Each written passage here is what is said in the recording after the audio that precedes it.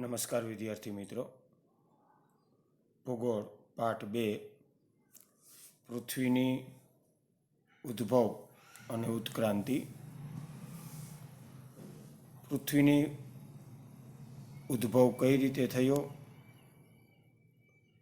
એની વિચારધારા પ્રાચીન સમયની અને અર્વાચીન યુગની જુદી જુદી આપવામાં આવેલી છે.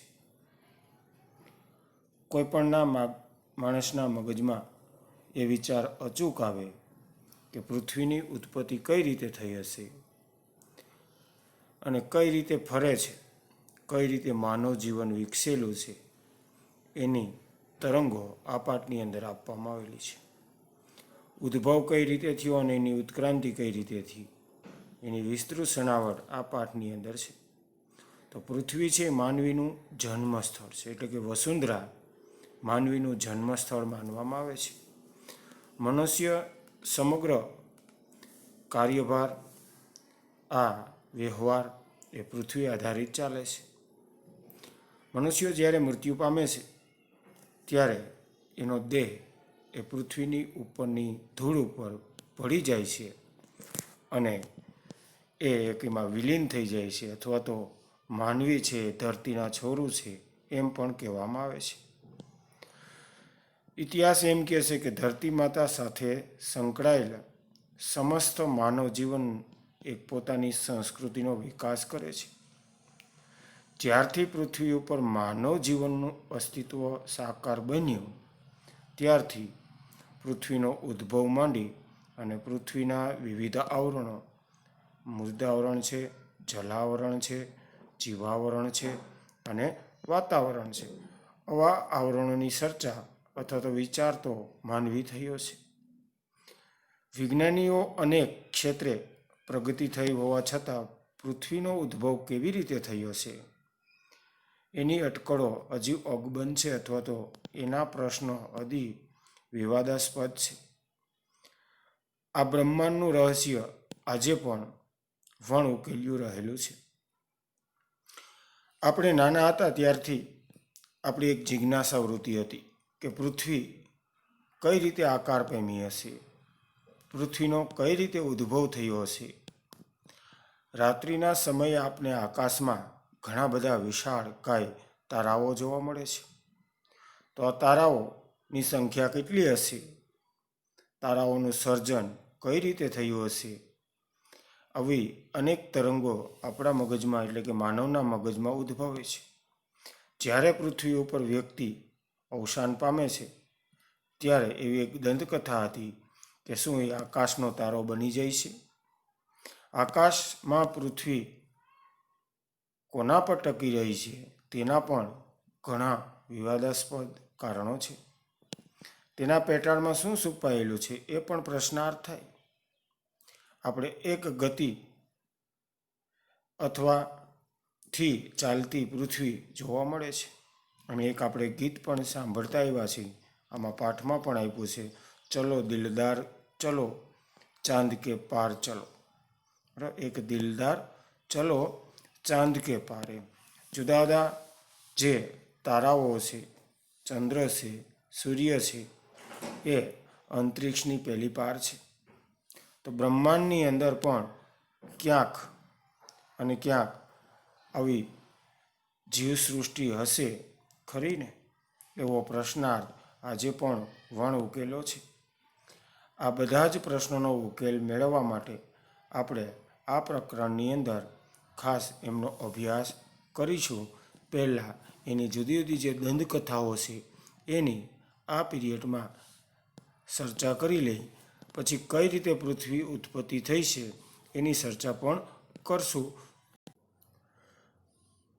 પૃથ્વીનો ઉદ્ભવની પૌરાણિક માન્યતાઓ, પ્રાચીન સમયની જે દંતકથાઓ છે એની ચર્ચા કરી લઈ કે પૃથ્વીનો ઉદ્ભવ કઈ રીતે થયો. એની જુદી જુદી માન્યતાઓ કે અટકળો જુદા જુદા ધર્મગ્રંથમાં જોવા મળે છે.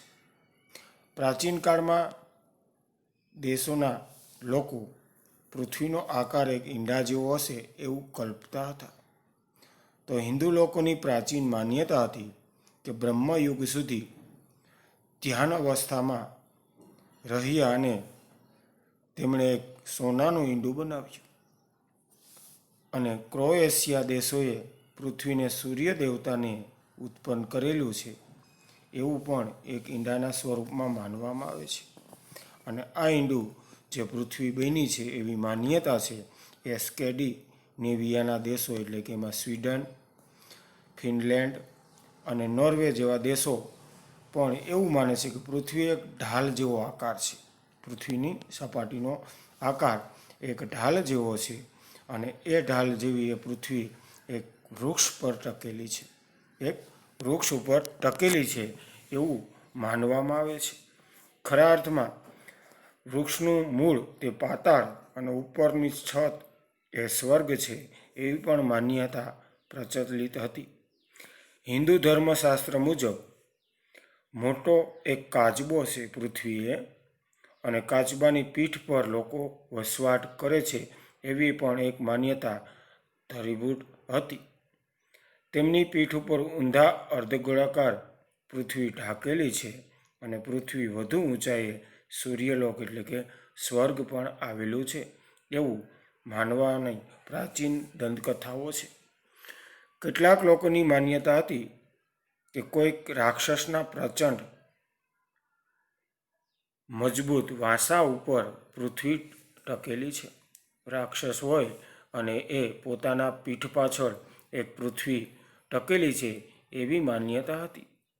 જ્યાં સુધી રાક્ષસ સૂતેલો છે ત્યાં સુધી બધું સરસ છે, એટલે કોઈ જ પ્રકારનો તકલીફ નથી. પણ જ્યારે રાક્ષસ જાગશે ત્યારે પૃથ્વી છે એ હલવા લાગશે, એટલે કે ધરતીકંપની શરૂઆત થશે એવી પ્રજાની માન્યતા હતી. ઘણા લોકો અથવા તો ઘણી બધી માન્યતા એવી પણ છે કે વિશાળકાય એક વહેલ માછલી એના ઉપર ટકેલી પૃથ્વી છે. તો લોકો માનતા હતા કે કદાચ આકાશ પર કંઈક અવળું, અટપટું, બુદ્ધિશાળી યંત્ર છુપાયેલું છે. કોઈ મોટું યંત્ર પણ આકાશમાં હોઈ શકે એવું પણ ઘણા માનતા. અને આ યંત્ર ઘડિયાળના યંત્રને કદાચ મળતું આવતું હશે એવી એક માન્યતા પ્રબળ આ લોકોની પ્રાચીન સમયની દંતકથાઓ આધારિત હતી. તેમાં કદાચ પર્વતમાંથી પણ મોટા એવા વિશાળ દાંતાવાળા પૈડા હળવે હળવે ગોળ ફરે છે અને તેથી તારા સહિત આખા આકાશને પૃથ્વી પર ફેરવે છે. પૃથ્વી અને તારા કઈ રીતે ફરે છે એની પણ એક કલ્પના આપી છે કે વિશાળ દાંતાવાળા એક પૈડા હશે અને એ પૈડા ગોળ ગોળ ફરે છે અને એમની સાથે પણ આ બધી બાબતો ફરવાને લાયક બને. આમ જુદી જુદી માન્યતાઓને કારણે ઘણા બધા દંતકથાઓ પણ પ્રાચીન જોવા મળે છે. આપણા પૂર્વજો માનતા હતા કે પૃથ્વી એક શેષનાગના માથા પર ટકેલી છે. શેષનાગનું માથું જ્યારે ધૂણાવે છે ત્યારે પૃથ્વી ધ્રુજી ઉઠે છે, આવી પણ એક માન્યતા હતી. અને સૂર્ય પૃથ્વીની આસપાસ ફરે છે, દિવસ અને રાત થાય છે, આવી એક પ્રાચીન માન્યતાઓ પ્રાચીન સમયથી આપણે સાંભળતા આવ્યા છીએ. આવી માન્યતાઓની બીજી અનેક માન્યતાઓ પણ છે. એવું પણ માનવામાં આવે છે કે આશરે 4.5 અબજ વર્ષ પહેલાં પૃથ્વીનો ઉદ્ભવ થયો હોય એવું માનવામાં આવે છે. ગરમ વાયુમય ગોળારૂપ હતી. કાળક્રમે તે બ્રહ્મ સપાટી ઠરતી ગઈ અને પૃથ્વી ઉપર પાતળો ઘન પોપડો અસ્તિત્વમાં આવ્યો. ખરા અર્થમાં એ સત્ય છે. જુદા જુદા વૈજ્ઞાનિકો અને ભૂગોળવિદોએ આપેલી મંતવ્યો કે જ્યારે નિહારિકામાંથી પૃથ્વી ઉત્પન્ન થઈ હતી ત્યારે એ ગોળ ફરતી હતી અને એક ગરમ વાયુ હતો. તો વાયુ છે એ ઘન પોપડામાં કઈ રીતે ફેરવાણો? કોઈ પણ વસ્તુ ફરતી હોય, ગરમ હોય તો એ ફરવાને કારણે હવા ઉત્પન્ન થાય, જેને કારણે એનું ઠરવાનું પ્રમાણ સ્પીડથી થાય. તો હવા જે હતી ગરમ વાયુ એ સ્પીડથી એ ઠરવા લાગી એટલે ઘન પોપડો બંધાણો અને પૃથ્વીનું અસ્તિત્વ આવ્યું. અને પૃથ્વી એક સૌર પરિવારનો એકમાત્ર એવો ગ્રહ છે કે માનવ વસવાટ ત્યાં શક્ય બન્યું. આપણા જુદા જુદા નવગ્રહની ચર્ચા પણ આગળ કરશું. એમાં પૃથ્વી એક ગ્રહ છે કે જ્યાં માનવ પોતે પોતાનો વસવાટ કરી શકે છે. આમ પૃથ્વીના જન્મ વિશે અનેક માન્યતાઓ, સિદ્ધાંતો અને ઉત્કલ્પનાઓ રજૂ થઈ. તો આના વિશેની સમજ આપણે વિસ્તૃત નિહારિકાવાદ, ગ્રહાણુવાદ, ભરતીવાદ, એક તારક સિદ્ધાંત, યુગ્મા તારક સિદ્ધાંત, નિહારિકાઈ વાદળ સિદ્ધાંત, સ્ફોટક, આમ વગેરે બાબતના સિદ્ધાંત આધારથી આપને પ્રાપ્ત થશે. પરંતુ હજી પણ આજે આ પ્રશ્ન વણ ઉકેલ અને વિવાદાસ્પદ પણ રહ્યો છે.